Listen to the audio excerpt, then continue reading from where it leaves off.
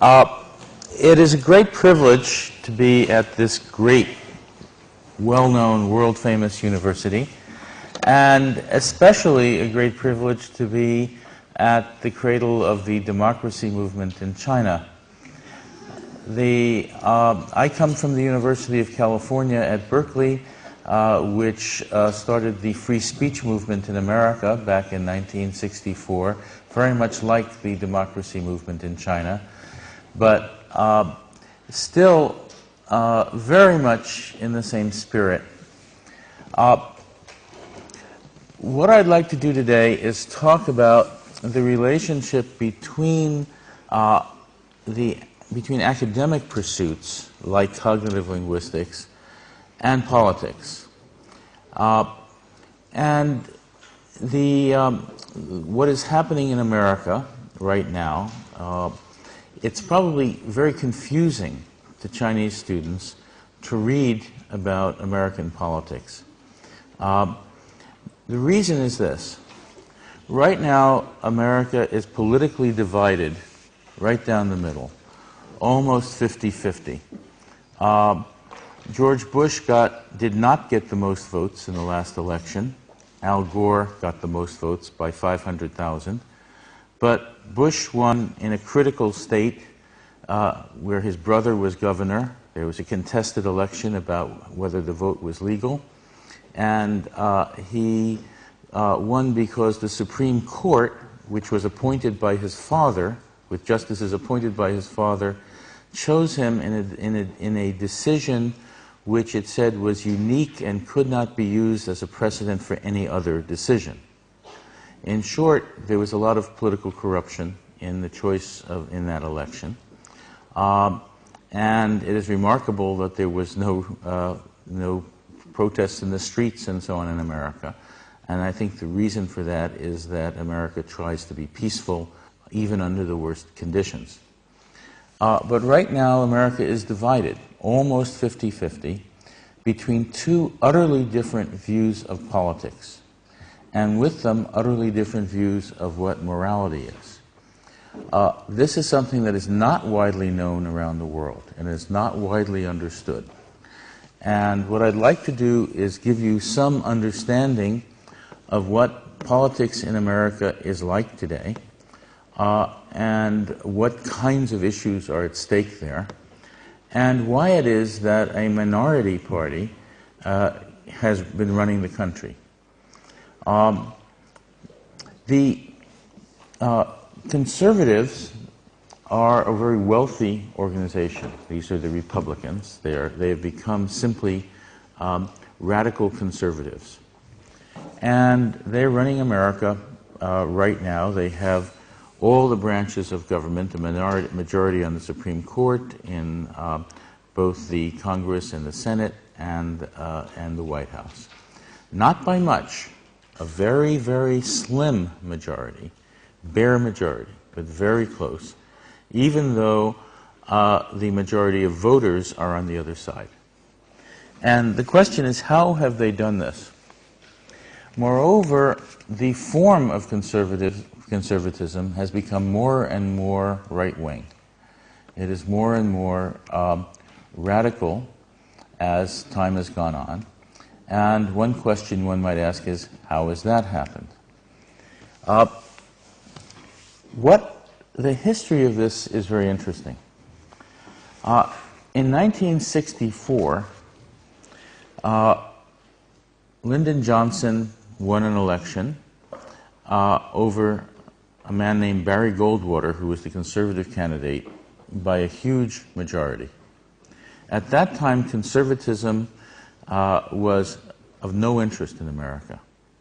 No one wanted to be a conservative. Between 1964 and 2000, the conservatives took over America. And the way they did it used a lot of their intellectuals. What they did was they invested a huge amount of money, $2 billion over 40 years, to build think tanks, that is, research institutions, political research institutions, politically oriented research institutions, to promote conservative values and to get them into the public domain, and also to spend a lot of money on media to turn the media to their political advantage. At the same time, the progressives, the Democrats in America, did nothing of this sort. Nothing. And during these years, the conservatives succeeded. What they succeeded in doing was figuring out exactly how they thought. Originally, the conservatives were in great disarray. They had lots of factions and so on. And they came together around a single political ideology that they could understand. And they instituted a language apparatus in the society. That is, a means of producing effective language for the media and training their politicians and at all levels in the use of this language. At the same time, the Democrats did nothing. And what happened over those years was that their language became the language of American politics, and their ideas defined the issues of American politics. The way do we say this in frame semantics within cognitive linguistics is they came to frame every issue. Now, what I've been involved in recently is the development of a politics institute separate from the university, a private politics institute, to try to reframe American politics from a more progressive perspective, one more democratic, because the conservative movement is actually a very anti-democratic movement, as we will see. What is happening in terms of their domination of American politics is actually quite dangerous, and we'll talk about why. But what I would like to do is try to give you some examples of why cognitive linguistics in particular matters for understanding all of this politics. First, let me tell you a little bit, if you don't, how many people attended one of my previous lectures, or one or more, just to get some sense? Okay, there are some who did not. And let me try to give you some sense of those who did not, some of the ideas, in a very simple way, behind cognitive linguistics. For example, if we generally think in terms of metaphor, and it's not obvious, it's not well known, but let me give you a very common metaphor used in thinking. In morality, around the world, one of the common metaphors for morality is accounting. It's like, adding up debts. So if I say to you, if you do me a favor and you do something good for me, I can say, I'm in your debt. I owe you one. How can I repay you? Right? So that doing someone a favor, doing something that increases their well-being, is metaphorically like giving them money. And therefore, to balance it out, you owe them something. You have to repay. You're expected to repay in some way. Now, if I do something to harm you, then moral accounting can occur in several ways. If I harm you, it's almost like taking money away from you. It's hurting you, in some way. And therefore, I can make up for it by doing something good for you. That's called restitution. If I harm you in some way, I can say, I'm sorry, I will make up for it. That's restitution. That's one way of settling the moral books. So that's another metaphor being used. But another variant of that in moral accounting is what is called retribution. If I do something to harm you, then you may feel the only way you can balance the moral books is by harming me back. That's called retribution, punishment. Another form is called revenge.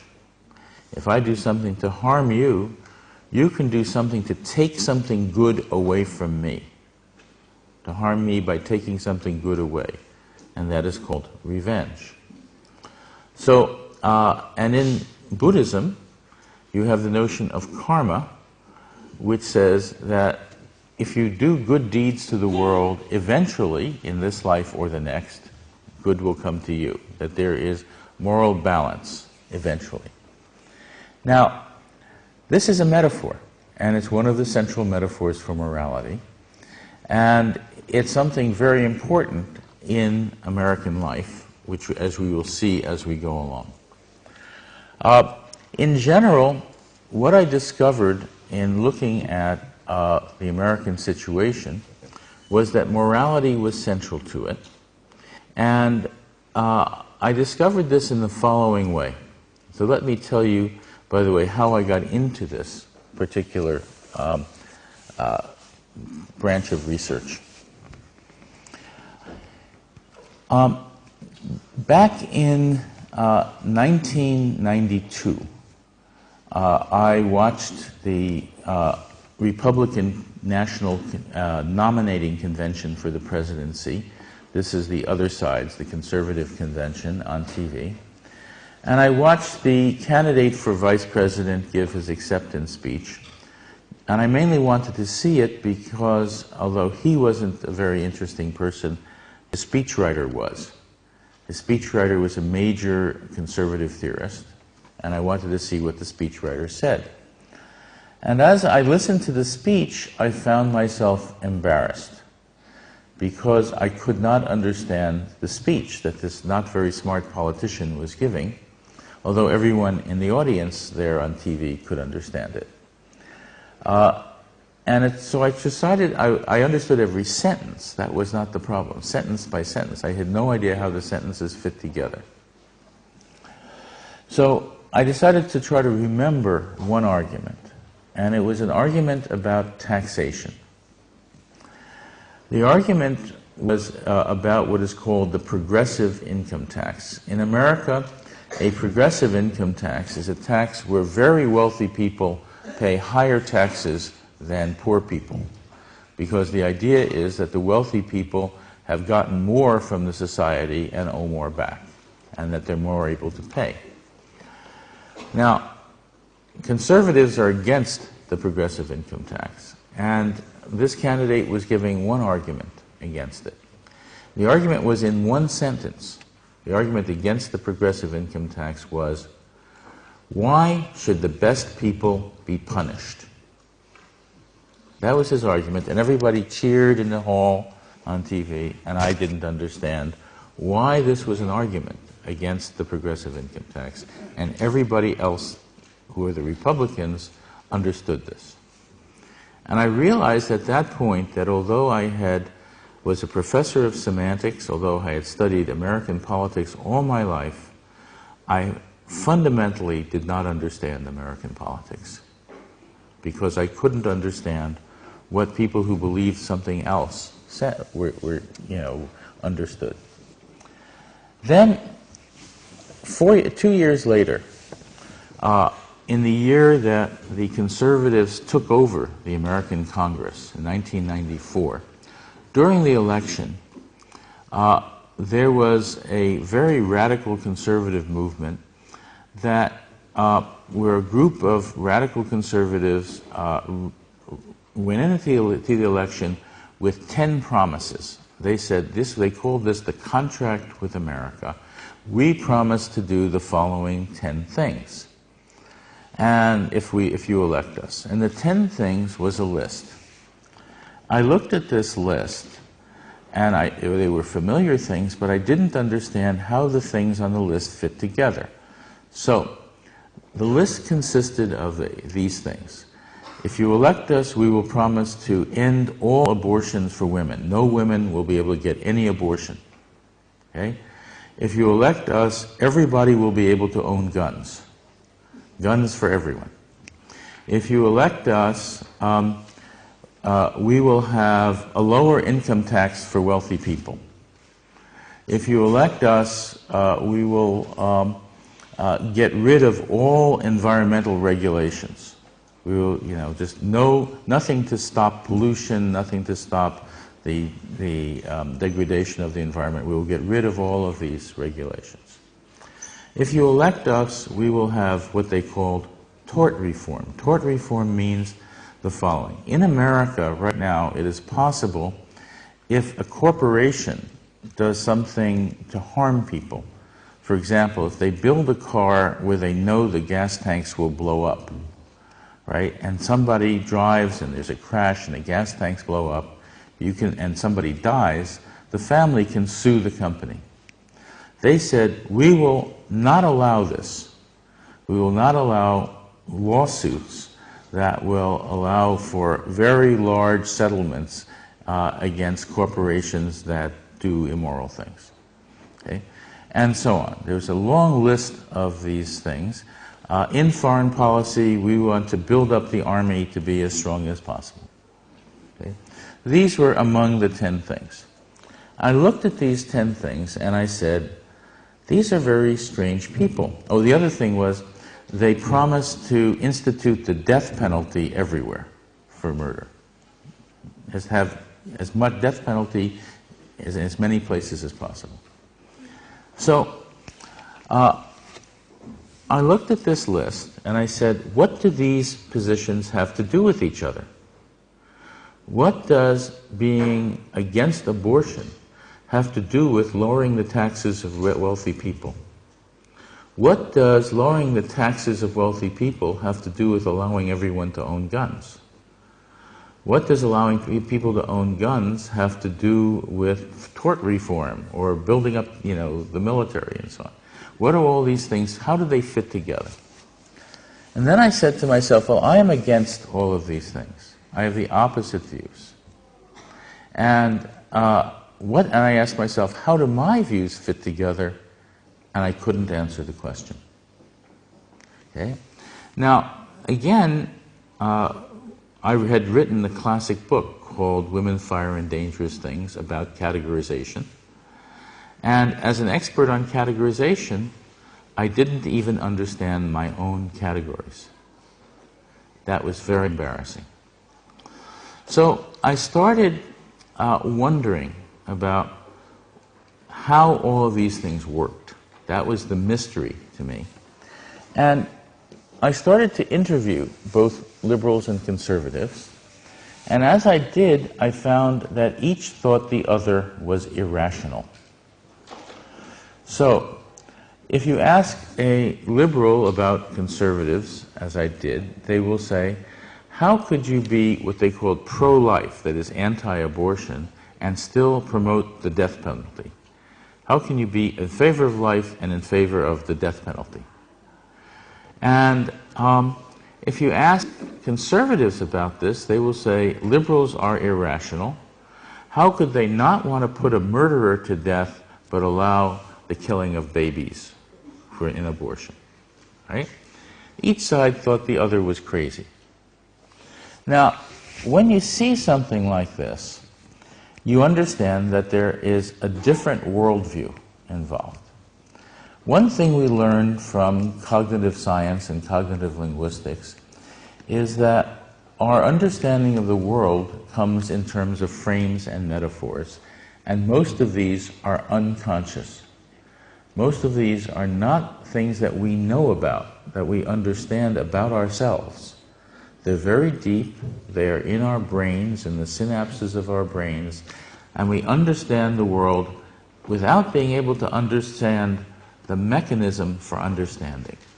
And what cognitive linguistics is about is showing people what that mechanism for understanding is like. So I thought, aha, this is an ideal problem for my profession, for cognitive linguistics. And I set about studying it. Now, that turned out to be a very difficult thing, but one of the questions I asked was the following.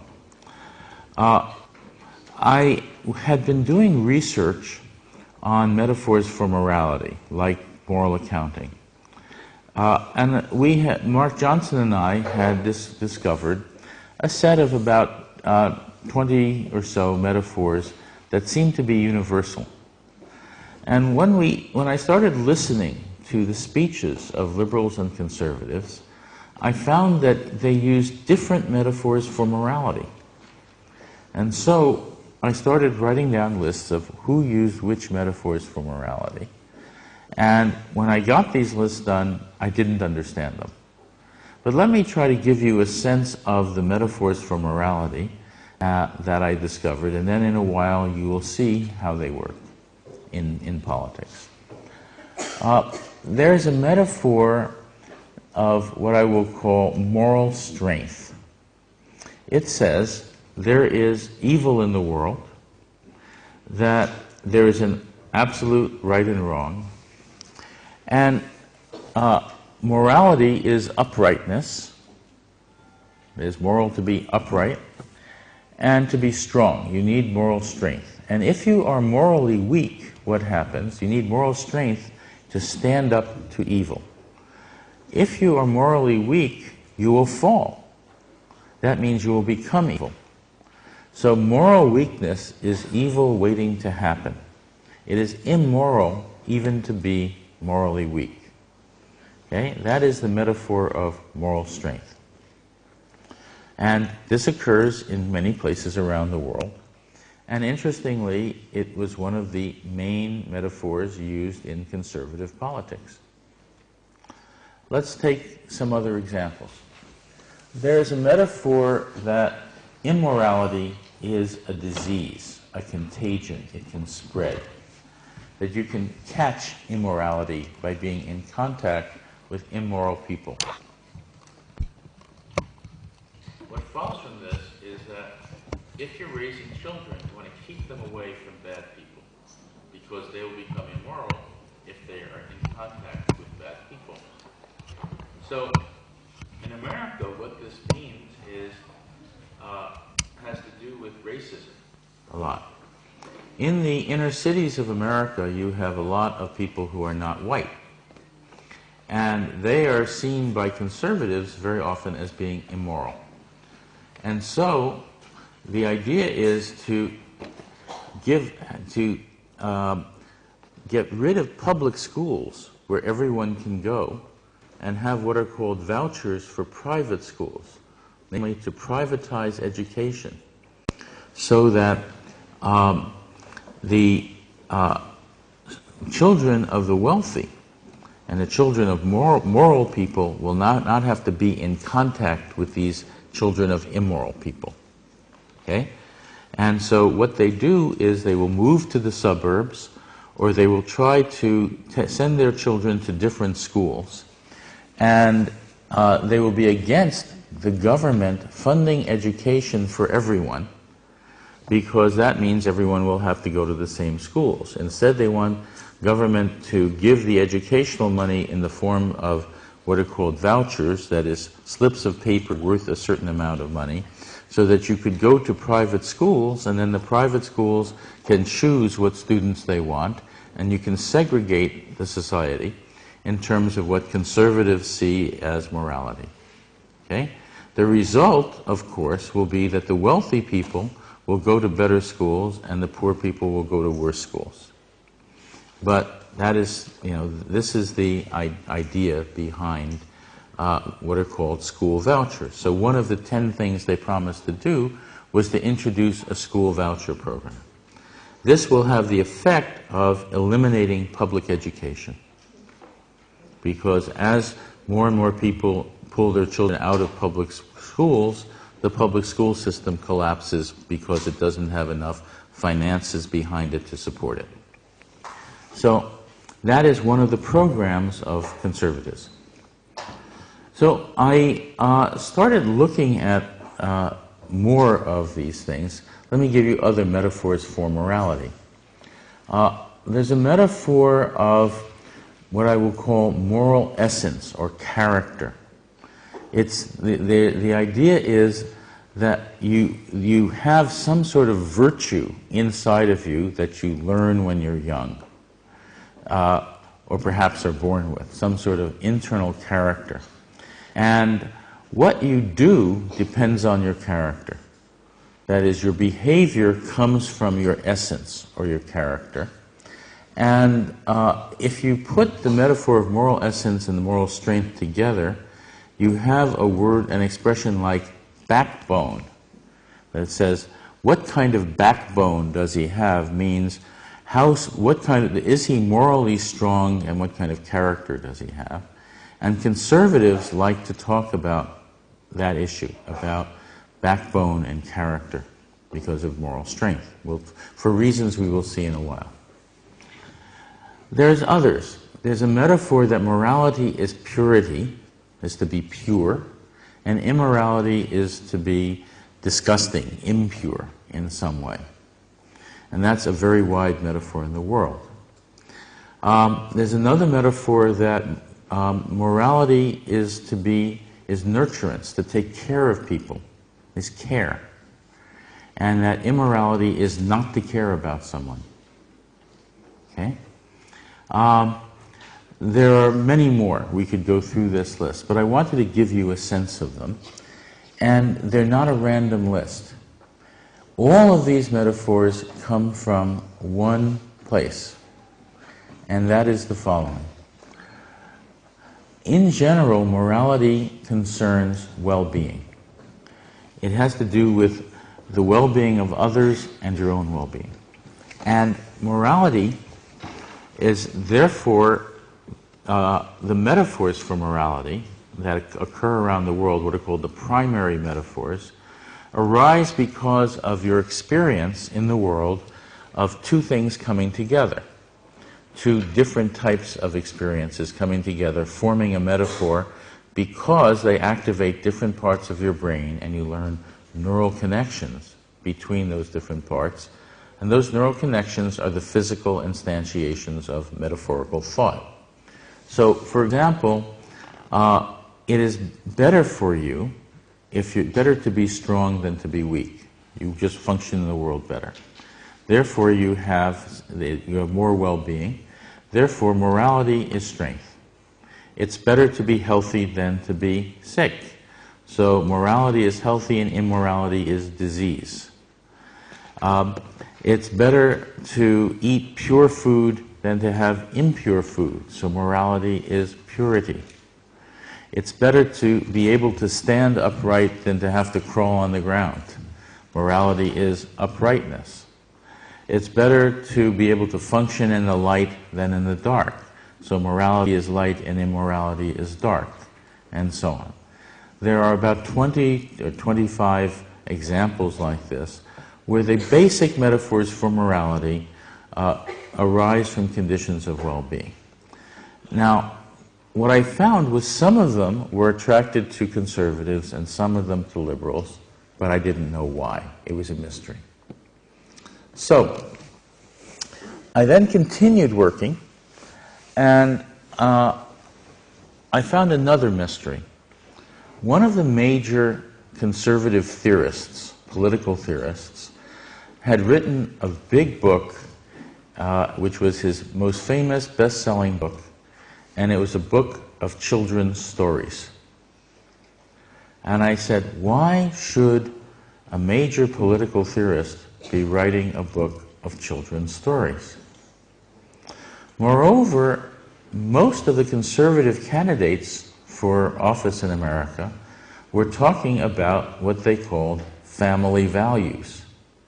And I wondered why, when the issues of atomic war were at stake, when the issues of starvation and poverty were at stake and so on, were people talking about traditional family values. And when I went into this and I started reading that literature, it occurred to me that one of my students had noticed a very deep metaphor in American life. It's the metaphor that the nation is a family. In America, we understand, in many places in the world, we understand large social groups in terms of smaller social groups like families and communities. And so we have expressions in America like the founding fathers of America, as if America were a family and the people who founded it were fathers. We have the descendants of the founding fathers are called the daughters of the American Revolution. When we have a war, we speak of sending our sons to war, as if the country had children. So the idea of the nation as family is a very common metaphor. And I reasoned that if it was the case that the nation is understood as a family, that you map from families to the nation and reason about the nation as a family, and if we have two different ways of understanding what the nation should be, conservative and progressive politics, then maybe there were two different kinds of families behind this. And so what I did was this. I took that metaphor, I took the forms of politics, and I turned the metaphor backwards. I actually stated the mappings, turned them backwards, and out popped two ideal models of a family, two utterly different models of what a family should be. And it turns out that these are in fact conservative and liberal models of family life in America. They are a strict father family and a nurturing parent family. So I'll tell you what they are and how they map onto politics. In an American strict father family, it is certain things are assumed. It is assumed that the world is a dangerous and difficult place. It's dangerous out there. There's evil in the world. It's hard to live in the world. And not only that, there's competition in the world, and there always will be competition. There will always be winners. There will always be losers, and your job is to be a winner. That's part of the background assumption. Another background assumption is that children are born bad and have to be made good. Okay? So those are the background assumptions. The reason you need a strict father is you need someone to protect you in the dangerous world, to win the competitions, and to support you in the difficult world, and to teach his children right from wrong, to take the kids who are born bad and make them good. And there's only one way in which the strict father can do this in this kind of family, and that is punishment. When the children don't do the wrong thing, they have to be painfully punished. They have to have painful punishment. Not just, go to your room, but painful punishment. And the reason is, this is called, the word for this is interesting. The word is discipline. It's physical discipline. The idea behind it is that if you physically punish or discipline your child, whenever they do wrong, then sooner or later they will get mental discipline, stop doing wrong, only do right. They will have discipline inside themselves. They will discipline themselves. And that is necessary for someone to be moral. So the assumption is the only way that people are moral, will follow the rules, is if they are disciplined and go against their natural inclinations to do the wrong thing. Okay? And just to keep themselves from doing that and only do the right thing. Now, in the strict father family, discipline has a secondary role. Because if you are disciplined, then you can follow your self-interest and become wealthy and self-reliant. Now, this is an important part of the strict father family, and it links prosperity to morality. It says the same thing that makes you a moral person, discipline, will make you a prosperous person if you follow your self-interest. Now, in this version of American life, in the conservative version, there's a further metaphor for morality. It's the morality of self-interest. It is moral to pursue your self-interest. Why? This, it turns out, is a version of American capitalism, and the form of capitalism introduced by Adam Smith, originally in England. Adam Smith's metaphor was like this. He had a central metaphor called the metaphor of the invisible hand. The invisible hand refers to nature. And the metaphor goes like this. If everyone seeks their own profit, if they go around trying to make just as much money as they can, then the profit of everyone will be maximized by the invisible hand as a law of nature. Okay? That is Adam Smith's view of free market capitalism. And that view has a metaphorical version in the family. There's a metaphor of well-being as a kind of wealth, as we saw in moral accounting. Well-being is like wealth. And this says if everybody pursues their own well-being, then the well-being of everyone will be maximized. Therefore, it's moral to pursue your well-being and immoral to get in the way of someone else pursuing their self-interest, their well-being. Okay? So the idea here is that given the morality of self-interest and discipline, a disciplined person pursuing his self-interest without being interfered with should be prosperous. Okay? And moreover, it says, if someone isn't prosperous, that means they're undisciplined. And if they're undisciplined, they cannot be moral because they can't follow the rules. They will do immoral things. So, the bad people are the poor people. The poor people deserve to be poor. And the rich people deserve to be rich because they're the disciplined people. And this is an answer to the question about taxation. Remember, why should the best people be punished?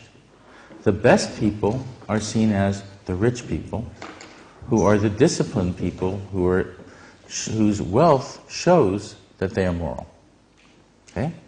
That is part of the conservative ideology in politics, but also the conservative model of the family, a strict father family. Then there's another part of this model, which is that when a child is grown up and reaches maturity, they will either be disciplined or not. If they're not, they will become dependent upon other people, and they should not be taken care of anymore. They should be given tough love, thrown out into the world to be disciplined by the world.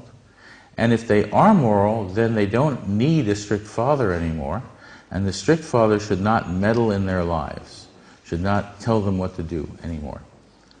Now, this meddling in their lives has everything to do with government. The idea here is that the government is like a strict father, and the job of the government is to protect, to tell you what's right and wrong, but when the children, the mature children, who are the good children, who know what's right and wrong, those children should no longer be under the control of the government. They should be free to do what they want. But the dependent children should be made to be more disciplined still. Okay? Now, let's think about what this means in politics before we go on to the other model. Why is this way of raising children political? It maps onto politics in the following way. In American politics, in the history of American politics, one of the great achievements came from Franklin Roosevelt, what was called the New Deal. In the American Depression in the 1930s, what Roosevelt did was create a number of what is called public welfare and public works programs. For example, he would create jobs where the government would pay people without jobs to do good things, like build parks, build schools, build good public buildings where there were none, build libraries, okay? Do good things for the common good while using the government money to stimulate the economy and pay people. Right? That was part of it. Another part of it was what was called Social Security. That is, there were a lot of old people who, after they couldn't work anymore, had no money and were impoverished. And if they got sick, they couldn't afford doctors and so on. And so Social Security was started. It was a way that said when you are earning a living, you pay a certain amount into an account in the government, and the government keeps that until you're old. And when you reach the age of 65 and retire, then you get this money back, but in a higher amount because it's been invested somewhat, in a higher amount, and then you can be at least minimally supported in your old age. And at least you won't be impoverished. And later on, in the 1960s, an extension of that was put in called Medicare, where you paid a certain amount into the government for medical insurance for your old age, so that after you retired at 65, then you registered for Medicare and you could get free medical help when you needed it. Okay? Sort of medical care for old people who were no longer had a working income. It was a very, very great thing for the poor in America, and it stabilized America. Very great. It was seen by progressive people and the Democrats as a great achievement. It was seen by the conservatives as awful. And the reason it was seen as awful was that it was seen as making people dependent on the government. That is, it was seen as taking away discipline. So all social programs, so for example, programs for to send people to college if they couldn't afford to go to college, was seen as an evil. That is, if you believe that people have to be disciplined to be moral, and that anyone who is disciplined can just make money on their own, then otherwise, to help them out is seen as immoral. So all social programs, Social Security, Medicare, all of these things were seen by conservatives as immoral, to be wiped out. And they were seen as well as making people dependent, hurting the people they were supposed to help. And so conservatives have had as a goal to get rid of these social programs. Now, one of the ways in which they did this was very clever. When Bush came into office, he had a very interesting bit of linguistic framing. On the day that he came into office, the White House started putting out press releases about what they called his tax relief plan. Tax relief. Now, the idea here is that taxation is an affliction. That is, if you think about the linguistics of this, in order for there to be relief, there has to be an affliction, someone who is harmed by an affliction, an afflicted party, a harmed party, a reliever who takes that affliction away, who's a hero, and if someone tries to stop their reliever, they're a villain. They're a bad person. Okay. Now, tax relief says that taxation is an affliction.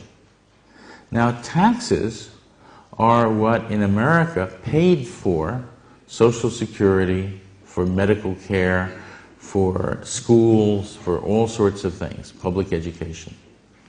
So for many people, taxation was an investment in a moral society, and a fair society. But for conservatives, taxation was seen as an affliction and a burden because the rich were paying a higher proportion than the poor, and they said the rich were therefore being punished for being good people, being rich. So from their point of view, people needed tax relief. Okay? Now, President Bush, therefore, cut taxes on the wealthy. And the result was that the government got a lot less money. When it got less money, it couldn't afford all the social programs to help people. And they started cutting social programs. And they went into a deficit. America now is in a big deficit. This is not an accident. It was planned. It was planned by conservatives as a way to get rid of social programs so that the government couldn't pay for them. Okay? So it's a very interesting part of American politics to understand, what conservative politics is about. Now, let's think about foreign policy. What does this say about conservative foreign policy? It says that in foreign policy, America is seen as the most powerful nation and therefore the strict father of nations. The nation who knows right from wrong, who is the moral authority. And other nations, third world nations, are seen as children nations who should listen to the strict father, who should obey. So, from the conservative point of view, should the U.S. go to the United Nations to ask what it should do in Iraq, Afghanistan, whatever? No. The U.S. doesn't have to ask anything, just as the strict father doesn't ask the children what to do. Right? So the U.S. doesn't ask third world nations what to do. It knows what to do, and it's going to do it. It might ask for support, but it's not going to ask them for advice or cooperation. It's just going to say, go along with me, because I know best.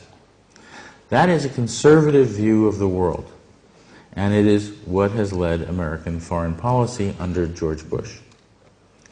Now, there's a lot more. We could go through all the other positions, and this book, Moral Politics, does that. But I'd like to give you a view of what the other half of America believes, because that's only one half. The other half, the slightly larger half, believes something totally different. And it has a different way of raising children. It has what is called a nurturing parent view of the family. So let me tell you what a nurturing parent view of the family is.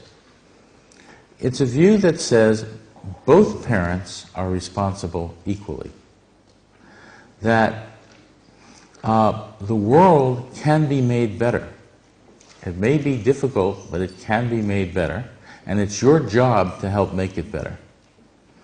It also says that the job of a parent is to nurture, that is, care for their children, and to turn their children into nurturers of others. That is, to make their children nurture so that they will want to nurture and care for others. That is the job of a nurturing parent. But what is nurturance? Nurturance is two things. First, empathy. Empathy means connecting with someone else, feeling what they feel. A parent must know what every baby's cries mean. Does the baby have to be changed? Is he hungry? Does he have to go to sleep? Right? That is nurturance, right? Okay. So empathy is required. The second is responsibility. If you're a parent, you are responsible for a child, and you can't take care of a child unless you are taking care of yourself, so you're also responsible for yourself. So in order to raise a child and be a nurturing parent, you have to empathize with the child and be responsible for yourself and responsible for the child. Now, from those two principles, empathy and responsibility, many things follow in the nurturant family. For example, if you empathize with the child, you will not want the child to be harmed. So, you will want to protect the child. So protection is a very important value. How does this show up in politics? It shows up in politics in democratic ideas, that is, progressive ideas like environmental protection, consumer protection, worker protection. Okay? All of those are very important ideas in progressive politics. Okay? Another example. If you empathize with a child, you will want the child to have a happy, fulfilled life. You want the child to be able to do as much as he can with his life.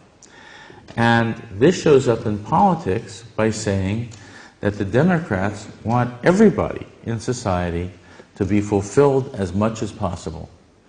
Okay? That it is the role of the government to work for the fulfillment of all the people. Okay? Because your job is to nurture others. So that's the political consequence of that.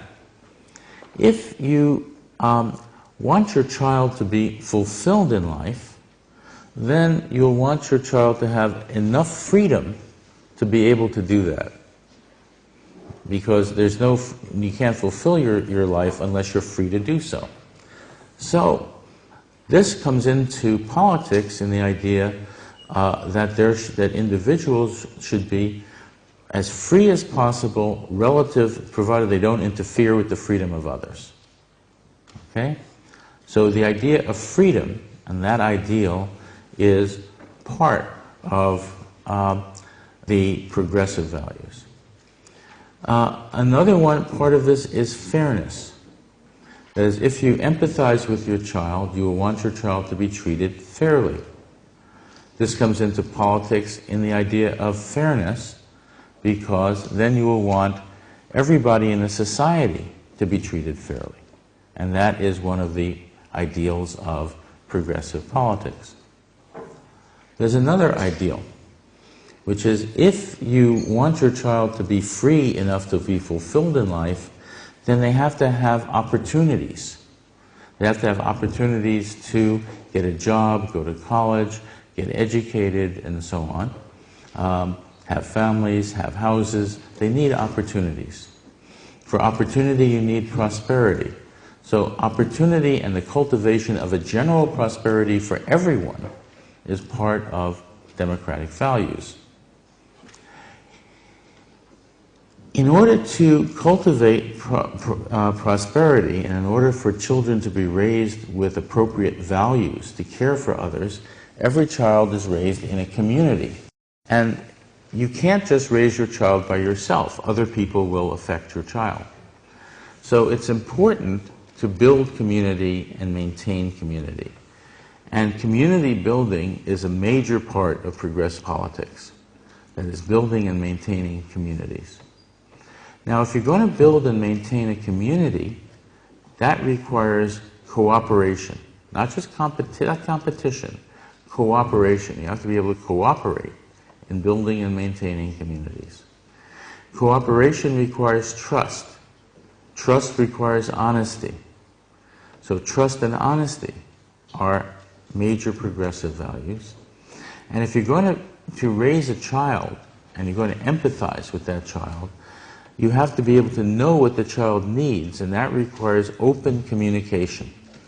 And in politics, that translates into openness of government. That is, the citizens should be able to question the government, to know why the government does what it does, to have access to all the documents, and so on. That is, open communication is a progressive value. Basically, the nurture and parent family maps onto progressive politics, and every progressive policy in America is an instance of those values. So one can see immediately that, for example, on social programs, Social Security, Medicare, etc., the progressives are going to be in favor of it. The conservatives will be against all social programs. In international relations, the progressives will be in favor of global cooperation, of helping poor people around the world have better lives, of having cooperative global leadership rather than imposing just one's will on other countries because you're a moral authority. So you have a very different idea of what foreign policy is if you're a progressive and have a nurture and parent view of the world. So what's interesting about this is that the idea of family life structures a huge amount of American politics, and America is just split down the middle historically right now between these two utterly different views of what morality and politics are about, of what a government should do, about what a good person is like, about what a good family is like. They're completely different views. And one of the interesting parts of this is the following. These models are actually in everyone's brains. That is, when you learn a model of this sort, or a metaphor, that metaphor is in your brain physically, in the synapses of your brain. It doesn't just go away simply. It's there. But everyone has both models if they grow up in American culture. But it may be active or passive. So, for example, if you're a political progressive, you also have a conservative model, because if you can understand a movie like a John Wayne movie or an Arnold Schwarzenegger movie, which is a sort of uses the conservative model, if you can understand it, then at least passively you have that model in your brain. If you are a conservative and you can watch, say, a TV show called The Bill Cosby Show, which is about a nurturant family, if you are conservative and you understand that show, if you can watch it and understand it, as just about anyone can, then you at least have a passive nurturant model. The question is, which of these models do you live by? Which is active in the way you live your life, and which is just used for understanding other people? Now, in America, in American politics, one thing that political leaders know is that certain people, for the sake of elections, are absolute conservatives, and another bunch of people are absolute liberals, and they're not going to change. As they have the active conservative or liberal model for politics. And that number of people is roughly between anywhere from 35 to 45%, somewhere in there. It used to be between 35 and 38%, but the numbers seem to be going up on both sides. And they will determine which view of the world dominates the American government. And there are very different views of the world. Now, when you study the people who are in the middle, they turn out to be not people with neither model, but people with both models active. But both models active in different parts of their life. For example, there are workers who are called, blue-collar conservatives. That is, people who work at physical labor, who have a strict father view at home and a nurturant parent view in their jobs, in their union jobs. So people who are in unions in America generally are strict fathers at home, but nurturant in their politics. You have people who are heads of corporations, who are strict fathers in their jobs, but nurturant in their home life. You have teachers who are strict fathers in the classroom, but nurturant at home and in politics, and so on. There are lots of divisions of this sort. Now, what each party is trying to do is hold on to its own base, its own voters, and extend that base to the other side. And the idea, the way this works, is for each of them to activate their model in other people. That's the game. To activate their model in the people in the middle to try to get their votes in politics, to activate their model for politics. So to get the people in the middle to either use a strict father model about politics or a nurturant model about politics. If they can do that, then they get more people voting for them. And that is part of what is going on in American politics every day. Now, Because the conservatives have a certain advantage in their think tanks and their intellectuals, they have paid their intellectuals very well, they have built their think tanks, they have a large media concentration, and they have developed language, they have an advantage in framing the issues from a strict father perspective. And what they've done in the public media is define the issues their way. And if you define the issues, you win the debate. Okay? And there's a reason why. And it's very important to see why. It has to do with cognitive linguistics. One thing we know from cognitive science and cognitive linguistics has to do with framing. A frame is a way of understanding a situation. For example, understanding taxes in terms of tax relief and taxes as an affliction, okay? Or any other understanding of a situation. If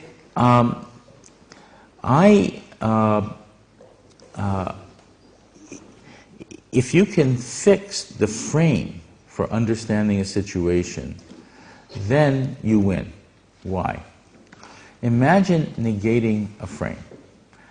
There's a very famous incident in American politics about Richard Nixon.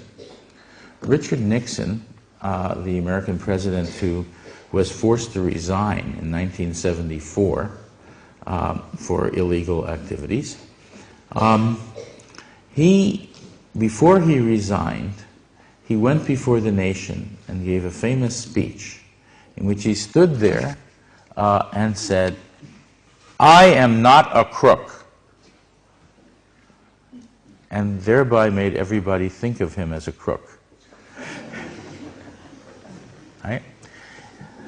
When I teach frame semantics in an introductory cognitive linguistics course, the very first thing I do is I give an exercise, and the exercise is this. The exercise is, all of you now, ready? Do not think of an elephant. Whatever you do, do not think of an elephant. Right? Did anyone succeed? Right? Okay. The word elephant is defined relative to an image and a frame, which gives a certain amount of knowledge about a large animal with large ears and a trunk and tusks and a tail and so on. Right? When you hear the word elephant, you have to think of an elephant. And if you say don't think of an elephant, you still have to think of an elephant. Okay? Now, what does this say about framing in politics? It says, do not deny the other person's frame. Now, the conservatives know this, and they have language lessons for all of their candidates, and they teach this. But the progressives and Democrats do not know this. And so we get the following situation. Right now, John Kerry is the Democratic candidate who will be running against Bush. Bush makes a claim about Kerry, which is false, which the campaign regularly does. They say, Kerry wants to raise your taxes $900 billion. And the Kerry campaign stupidly comes back and says, John Kerry never said he wanted to raise your taxes $900 billion. And people hear, raise your taxes $900 billion, right? Or, last week, Dick Cheney, who's now in the country, made a false charge against Kerry. He said, Kerry wanted to raise the gasoline tax 50 cents a gallon. Well, it turned out to be false. That wasn't what he wanted to do. So Kerry's campaign came out and said, John Kerry never wanted to raise the gasoline tax 50 cents a gallon, right? And made people think that he did, right? That is, the people running the campaign think they are telling the truth, and that is enough. And this is a major liberal mistake. The progressives in America don't know enough cognitive linguistics. And unfortunately, the conservatives in their think tanks have figured it out intuitively. They've gotten the idea, and the progressives have not. So, here are progressive mistakes. First, just denying what the other side says, using their words. Mistake. Okay? There's another major mistake. It is assumed that by progressives, that all you have to do when the other side says something false is tell the truth. Say what's true. It doesn't work. Because the other side's frame will overcome the facts. Frames overcome facts. Because the frames are in the synapses of your brain. And if the facts don't fit the frame stays there. The facts will not be comprehended and they'll be ignored. So the Democrats constantly make this mistake over and over and over again. They have just set up their first serious think tank. And what does that think tank mostly do? Whenever the Republicans make a false charge, they tell the truth. They say, here's the truth. And they use the Republicans' frame. They don't change the frame. What is necessary is imposing your own values, framing things your way, not their way. Okay? And that's not easy. And let me tell you why it's not easy. Again, the answer comes from cognitive linguistics.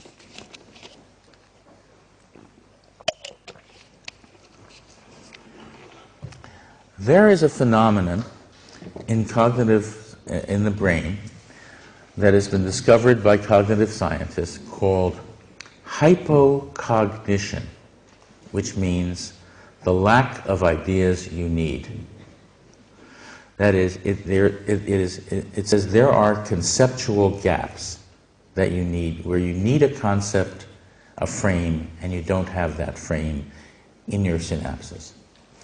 This was discovered back in the 1950s by an anthropologist named Robert Levy, who studied Tahiti. When he went to Tahiti, he was also not only an anthropologist, he was also a psychiatrist. He had been trained in psychiatry and anthropology. And he noticed when he got to Tahiti that Tahitians had a very high suicide rate. A lot of Tahitians were committing suicide. So he started studying Tahitian culture and suicides and discovered something very, very deep.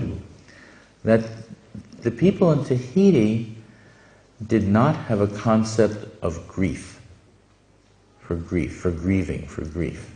They not only did not have a word for it, they experienced grief. They had the emotion, but they had no concept, no word, no rituals, no idea that grief was normal in certain situations, no idea that there are certain things you can do about grief, and so on. No idea, no rituals for grief, no healing mechanisms for grief. And so, what they did was think, when they experienced grief, that there were demons after them who wouldn't go away, or that they had a terminal illness and they would commit suicide.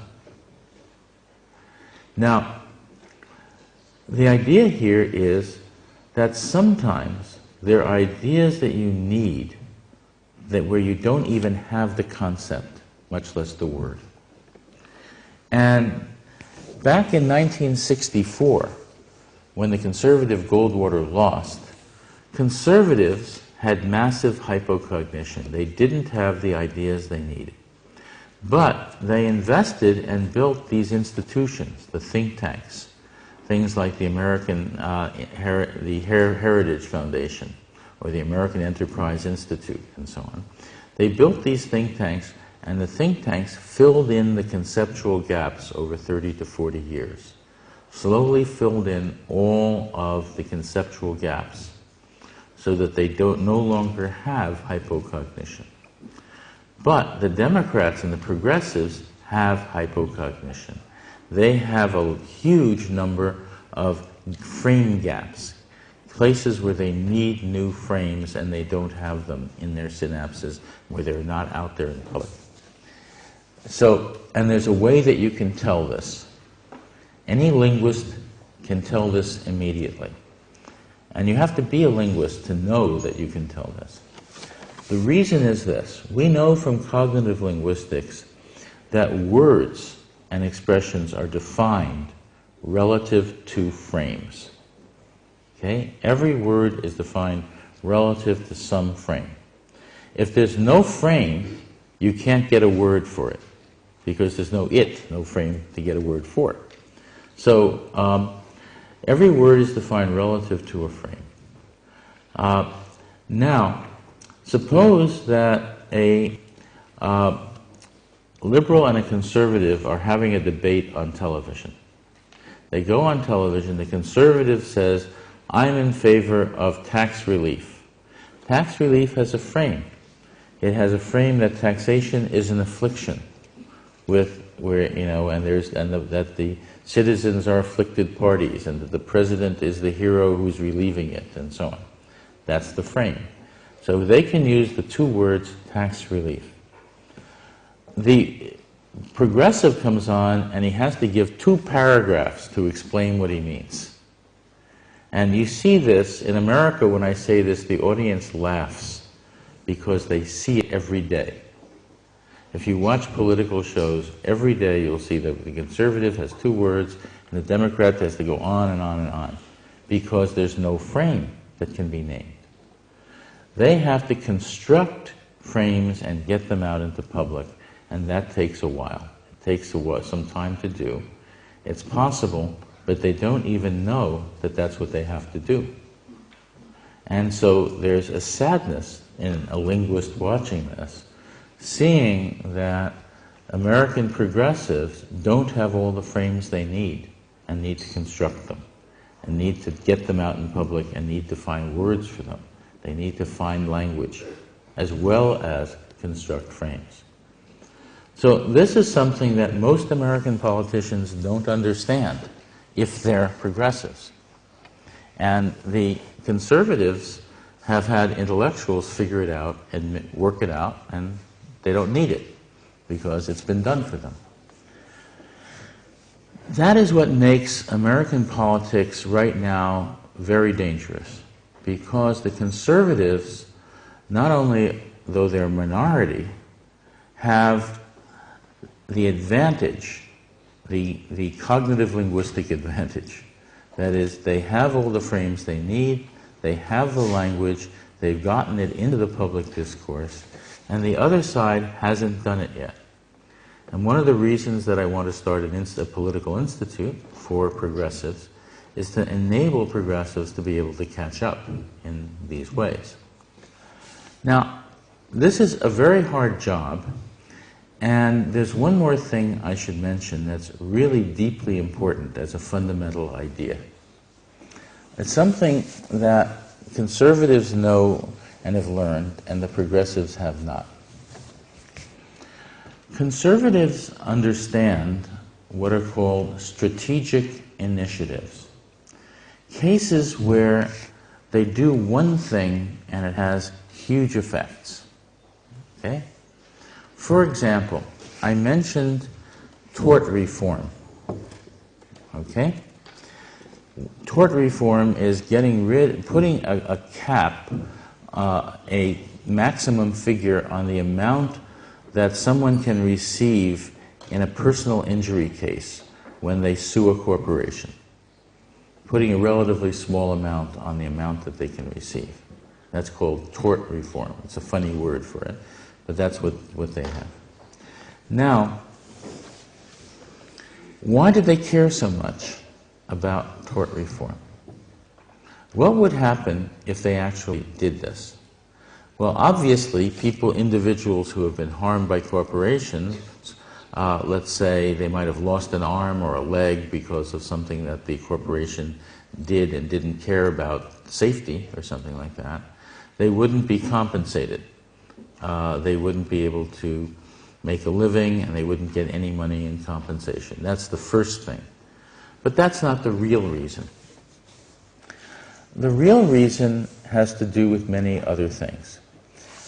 If you have such a cap, then the corporations can continue to seek their self-interest indefinitely, and they don't have to worry about safety for the public. They don't have to worry about stopping pollution. They don't have to worry about making safe products, because they can predict the amount that they'll have to pay. It won't be that much. They can build it into the cost of doing business, and then they can just go on their way.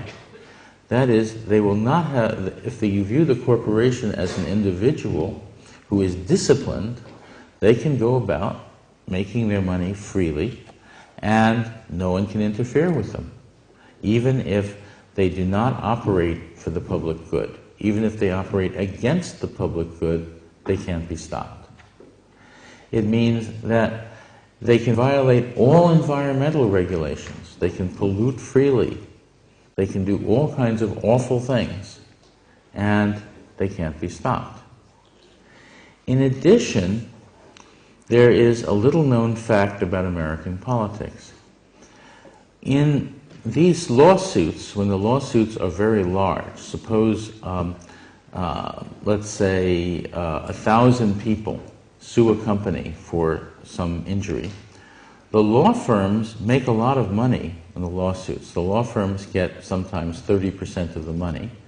Often they defend people and they lose the cases and they get nothing, but they can get a lot of money out of this. And the very wealthy lawyers, who are called tort lawyers in this case, are in some states the main people who support the Democratic Party. That is, they're the main contributors to the opposition to the conservatives. And this is a way of taking the money away from the opposition. So here they might have the idea of, say, let's cap the awards, isn't that unfair to have very large awards? But the effect is to allow companies to do whatever they want, to harm as many people as they want, and so on, and also to take money away from the opposition. So this is called a strategic initiative. It says one thing, but the effects go widely in many other things. Okay? And in general, progressives don't know how to frame strategic initiatives. What they have is a lot of little programs, a program for this, a program for that, but not broad initiatives that have wide effect. And they need to learn to do that. They've just learned here's one example that I've been convincing a number of people to work on. The people running this initiative are friends of mine, and I'm trying to get them to make it as broad as possible. It's called the New Apollo Initiative. The idea is to have a very large, right now in America, the oil and coal and gas industry, the fossil fuel industry that pollutes the world, uses 25% of the world's fossil fuels and produces 25% of the air pollution in the world. That is supported by American taxpayers, subsidies of $30 billion a year.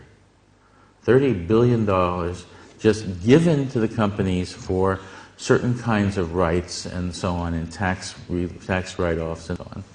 $30 billion a year to help them use oil and coal, to help them pollute. And this is done because the oil companies have a lot of political power. They can give campaign contributions to conservative politicians who vote for them. Now, the Apollo Initiative says take the $30 billion away from the coal and oil and put it into alternative energy that doesn't pollute. And we now have the science to do that. That is, we can have very effective solar panels, hybrid cars, partially electric cars, We can have windmill power, steam power, biomass, etc. All sorts of forms of energy that, so that you wouldn't need all that oil and gas and coal. You can run your cars pretty much without very much gas, mostly on electricity in hybrid cars. And what would happen would be this. If you invested that money in building these alternative energies, you would generate in America 4 million jobs. And they're jobs that would have to be done in America, like building solar collectives and putting them in and installing them and fixing them and so on. They'd be American jobs. If you did that in China, you'd have Chinese jobs and you wouldn't have all the pollution you have here. Beijing, in the next 6 years, is supposed to increase the number of cars by 40%. 40% more cars. And they're not going to be hybrid cars. They're going to be cars using gas with more pollution. If China said, we are going to make hybrid cars, like Japan now makes, instead of oil-burning, gas-burning cars, then you could slowly get rid of the pollution. Okay? And you would have a new energy industry that could then be used for other things as well. In fact, China would probably, in the long run, make much more money by producing better energy and less pollution. But that's not happening here. It's not happening in America if the conservatives win. If the Democrats win, there's a possibility. If the Republicans win, there's no possibility. But this is a strategic initiative for the following reason. It's a proposal about energy that has an effect on jobs.